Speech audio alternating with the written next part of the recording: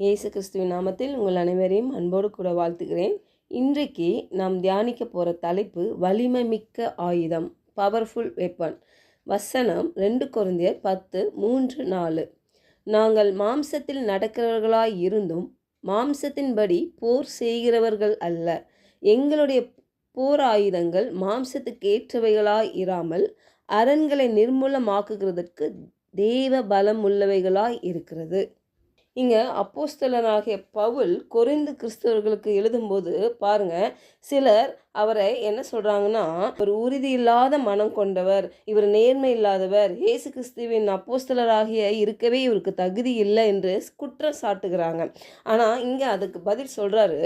அதுக்கு தான் இந்த இடத்துல நம்ம பார்க்குறோம், நாங்கள் மாம்சத்தில் நடக்கிறவர்களாய் இருந்தோம். அப்போது ரத்தமும் சதையும் இல்லை மாம்சம் அப்படின்னா, அப்போது நம்ம அவன் மாம்சமாக இருக்கிறான், அவனுக்கு உணர்ச்சிகள் இருக்குது, அவனுக்கு பலவீனம் இருக்கலாம் இல்லை.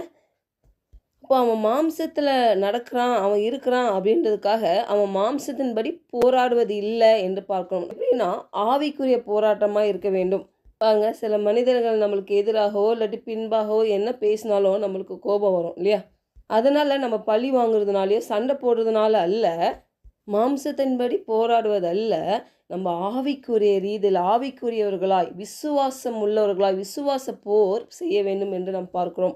பாருங்கள், நம்ம எல்லோரும் கிறிஸ்துவுக்குள் புது சிஷ்டிகளாக ஆக்கப்பட்டிருந்தாலும் சாத்தானின் அதிகாரத்தின் கீழ் இருந்து நம்ம மாற்றப்பட்டாலும் நாம் இன்னும் எங்கே இருக்கோம்னா இந்த பூமியில் இல்லை, இந்த பிசாசு ஆட்சி செய்கிற இந்த உலகத்தில் நம்ம வாழ்ந்து கொண்டு இருக்கிறோம்.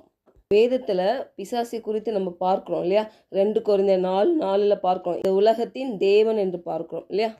சாத்தான் இந்த உலகத்தின் தேவன் என்று பார்க்குறோம். நானும் நீங்களும் இந்த உலகத்தில் தான் நம்ம வாழ்ந்து கொண்டு இருக்கிறோம்.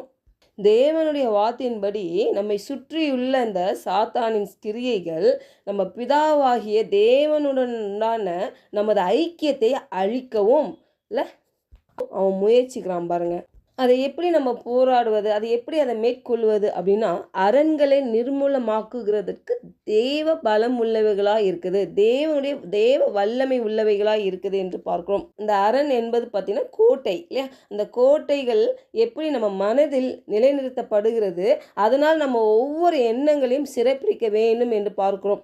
பாருங்கள், இந்த பிசாசு நிறைய பொய்யான காரியத்தினால தான் நம்ம எண்ணங்களில் நிரப்புவான். பாருங்கள், அது அப்படியே நம்ம விட்டுட்டோம்னா அது கோட்டை போல் ஆகிறது. அந்த எண்ணங்கள் அது முற்றிலும் பொய்யானவைகள். பாருங்கள், அப்போ அந்த முற்றிலும் அந்த பொய்யா இருக்கிற அந்த எண்ணங்கள் பாருங்கள், அதுக்கப்புறம் என்ன ஆகுதுன்னா அது பயமாய் மாறுகிறது. அதுதான் அந்த பிசாசுடைய கிரியை. பாருங்கள், அப்போ இந்த கோட்டைகளை நம்ம இடித்து தள்ளுகிற சில ஆயுதங்கள் நம்ம வேதத்திலேருந்து பார்க்கலாம். ஃபஸ்ட்டு வேத வசனம் எபிரேயர் 4:12 தேவனுடைய வார்த்தையானது ஜீவனும் வல்லமையும் உள்ளதாய் இருக்கிறது. வேத வசனம் ஜீவன் உள்ளதாயும் வல்லமை உள்ளதாயும் இருக்குது. அதை வைத்து நம்ம அதை மேற்கொள்ள வேண்டும். 2வது இயேசு கிறிஸ்துவின் ரத்தம் வெளிப்படுத்தின விசேஷம் பார்த்திங்கன்னா 12:11 பாருங்கள், ஆட்டுக்குட்டியின் இரத்தத்தினாலும் தங்கள் சாட்சியின் வசனத்தினாலும் அவனை ஜெயித்தார்கள் இல்லையா. இந்த சாத்தான் நம்ம எப்போது குற்ற சாட்டுகிறவனா இருக்கிறான் என்று நம்ம பார்க்கிறோம். ஆனால் தேவனுடைய ஜனங்கள் அவனை எப்படி ஜெயிக்க வேண்டும் என்றால் இந்த வசனம் சொல்லுகிறது. பாருங்க, இயேசு கிறிஸ்துவின் ஆட்டுக்குட்டியின் இரத்தத்தினாலும் சாட்சியின் வசனத்தினாலும் தான் நம்ம ஜெயிக்க வேண்டும். 3வதாக இயேசுவின் நாமம் மார்க்கு 16:17 விசுவாசிக்கிறவர்களால் நடக்கும் அடையாளங்கள் ஆவன, என் நாமத்தினாலே பிசாசுகளை துரத்துவார்கள். அப்போ விசுவாசிக்கிறவர்களால் யார்? நம்ம தேவனை, அவருடைய நாமத்தை, அவருடைய வார்த்தையை, அவர் இரத்தத்தையே நம்ம விசுவாசிக்கும் பொழுது நம்மளுக்கு என்னென்ன அடையாளங்கள்லாம் வருதுன்னா, பிசாசுகளை ஓட வைக்கலாம், பிசாசை விரட்டலாம். அவர் நாமம் சொன்னாலே பிசாசு நடுங்கும். அதுதான் இங்கே பார்க்குறோம். அப்போது உங்களுக்கு கோபமோ எரிச்சலோ இல்லாட்டி ஏதோ ஹர்ட் ஆயிடுச்சுன்னா உங்கள் இருதயம் என்ன டக்குன்னு நம்ம மாம்சத்தில் அதை ரிஃப்ளெக்ட் பண்ணாதபடி இந்த வசனத்தை வைத்து கொண்டு இல்லை வேத வசனத்தை வைத்து இயேசு கிறிஸ்துவின் ரத்தத்தை வைத்து அவருடைய நாமத்தை வைத்து நம்ம என்ன பண்ணணும்? மேற்கொள்ள வேண்டும் அந்த பிசாசை.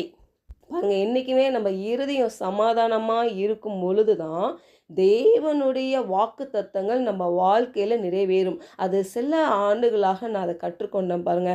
நம்ம இருதயம் சமாதானமாய் இல்லாதபடிக்கு பிசாசு என்னென்ன செய்ய முடியுமோ எல்லாம் செய்வான்.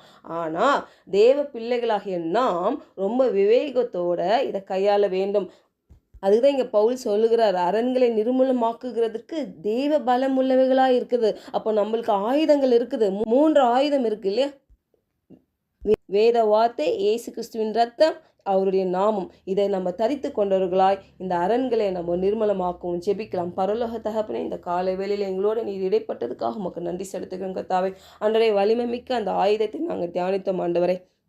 இப்போ எங்கள் வாழ்க்கையில் நடக்கிற போராட்டங்கள், பிரச்சனைகள், ஆண்டவரே பிசாசு ஆண்டவரை கட்டி வைத்திருக்க அந்த கோட்டைகள், அந்த எண்ணங்களாகி அந்த கோட்டைகள் எல்லாம் நிர்மலமாக்குகிறதுக்கு ஆண்டவரை வேத வசனத்தை வைத்து, ஆண்டவரை வார்த்தை ஜீவனும் வல்லமை உள்ளதாக இருக்குது. அந்த வார்த்தையை நாங்கள் இருதயத்தில் வைக்க எங்களுக்கு கிருபை பாராட்டுங்க ஆண்டவரே.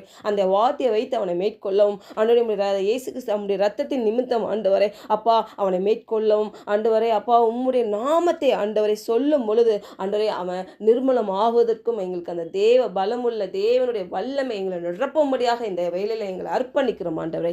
இயேசுவின் நாமத்தினால ஜெபிக்கிறோம் நல்ல பிதாவே, ஆமென்.